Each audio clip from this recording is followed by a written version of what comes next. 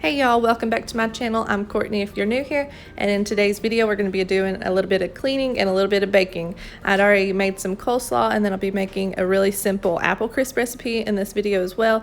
We were having a cookout this night with lots of family coming over, so I was just finishing up with some dishes, and the apple crisp recipe that I'm showing you is going to be super simple. It's only 5 ingredients because I was out of flour and nutmeg as well, so I had to find one that worked with all the ingredients that I did have. So it's super simple and it tasted so yummy, you guys, and everybody loved it. So stay tuned to see how I made that, and I'm going to finish up with the dishes and clean a few things and then get to baking.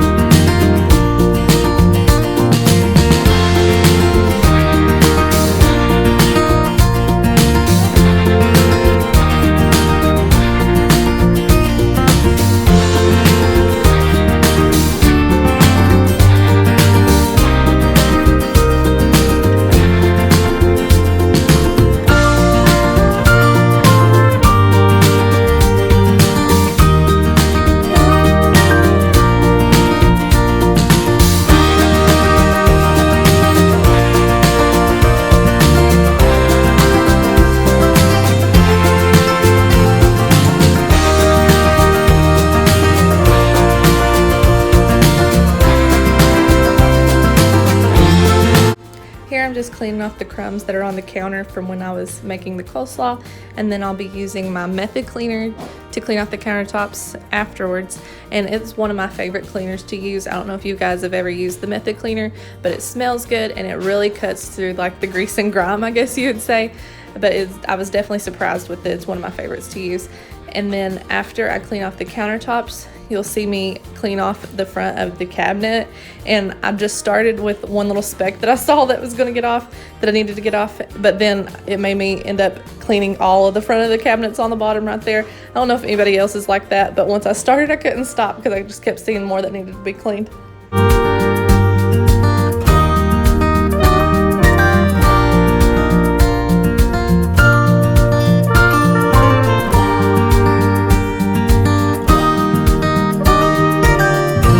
Now we're going to get to the baking, and I'll have this whole recipe down in the description box below, so if you guys want to take a screenshot of it or do whatever you need to do to have that recipe, you can.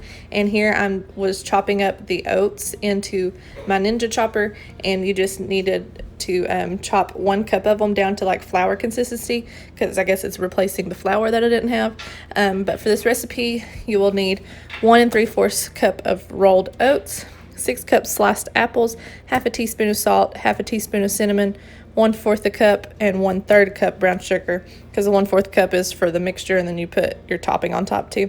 And then 6 total tablespoons of butter, slightly softened. And you will want to have your oven on 375 preheating, and then you cut up, here I'm just cutting up the apples you see into little bite-sized bites of it. And you will see me toss all of these apples here in just a second with all of the oats that I had chopped up, but you were only actually supposed to be doing 2 tablespoons of it, and I ended up like dumping it back out and sifting it out kind of to get whatever I could left over, but it really didn't make a difference and it was fine when I made it. But just FYI, you're only supposed to have 2 tablespoons of it in there. And then I'm adding 1/4 a cup of the brown sugar, 1/4 a teaspoon of salt, 1/4 a teaspoon of cinnamon, and then mixing that all up. Oh, and then 3 tablespoons of butter as well.